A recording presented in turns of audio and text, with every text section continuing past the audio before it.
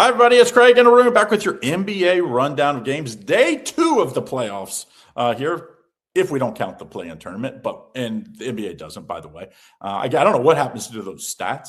I don't know because they're not the season and they're not the postseason, is according to the NBA. Either way, though, we've got your rundown of games for Sunday's action, the 19th of April. Don't forget, if you want to get on our top plays, we've got a couple top plays in the NBA tonight, a couple top plays in Major League Baseball. You can get them. Very simple. 2 for the price of 1. You get a week pass for just $99, NBA or MLB. Of course, you can buy them both for $198.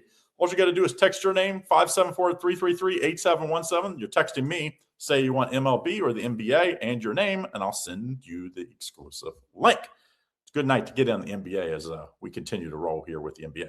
Yeah, it'll be a lot of fun here. Philadelphia hooking up against Boston. Of course, no Joel Embiid supposedly tomorrow, but Philly comes in as a 13-point dog. Boston, 13-point favorite, obviously.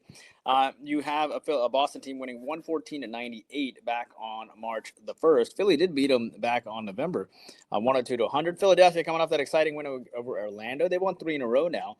Even without Embiid, they played pretty well. Boston, of course, beating Orlando as an outright dog, even with their backups, which is impressive. And coming off that big win against the Pelicans, and of course, trying to win this title, right? Winning 8 out of the last 10. Who do you like? Well, the only person that didn't have that game was Joel Embiid, which they're not going to have him. It doesn't sound like for no matter how long he's had that appendectomy. But I'm sure Philly wishes that they played that game like on Wednesday or Thursday, so they wouldn't have the kind of that rust out of.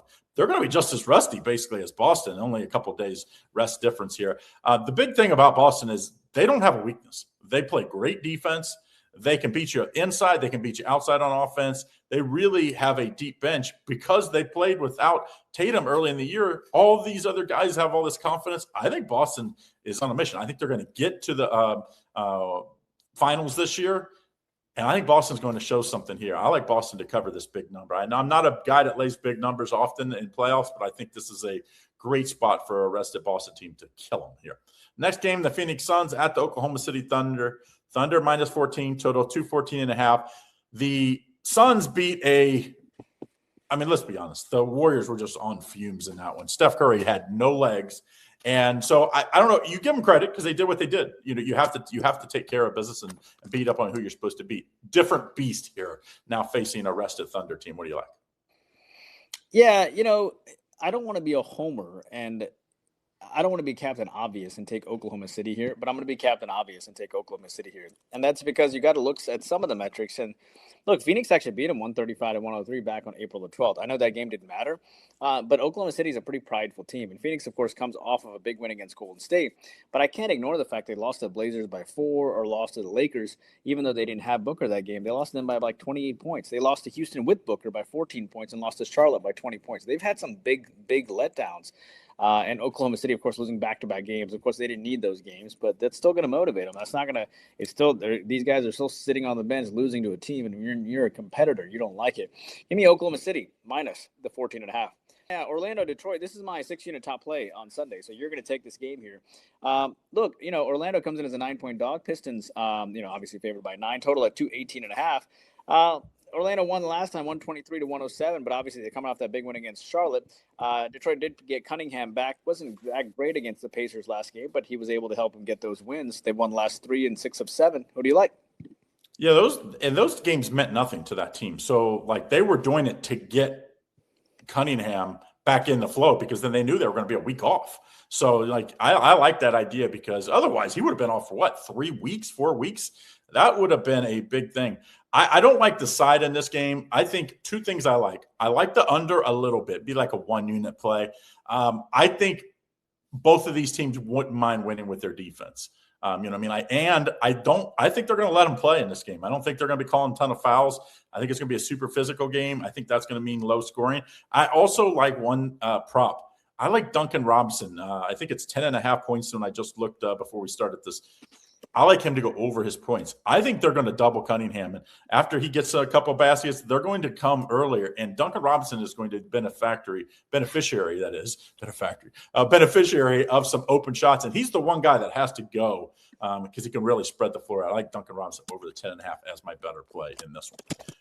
All right, last game here. This is going to be my 7-unit play for today. Blazers and the Spurs. Spurs minus 11, total of 221. I'm going to be on the side here. I see. What do you like here for the total? For the total in this contest, the total comes in as 221. When you look at what the public likes, they really love the over. So bear that in mind. It's also the last game on the board, too. I kind of like the under in this game. The last times these two teams have met, it has gone way under. I like the fact that Portland comes in, winning 3 straight in this contest. But then I've been kind of going back and forth because my small lean is on Portland, too. But as far as the total is concerned, the Spurs lost to the Nuggets 118 to 128 the last game. And, they have won, obviously, 8 out of the last 10. And, they didn't have really a ton of guys.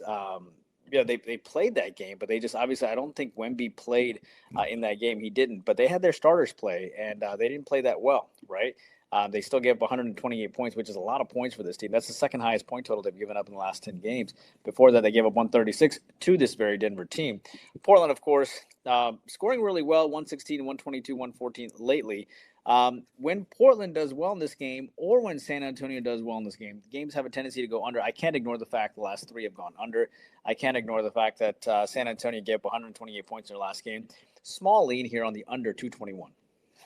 All right, so that's what we like for today. Don't forget, if you want to get on both our top plays on the late 2 games tonight, as you just heard, it's 2 cappers for the price of 1. That's an NBA or MLB, just $99 for a week.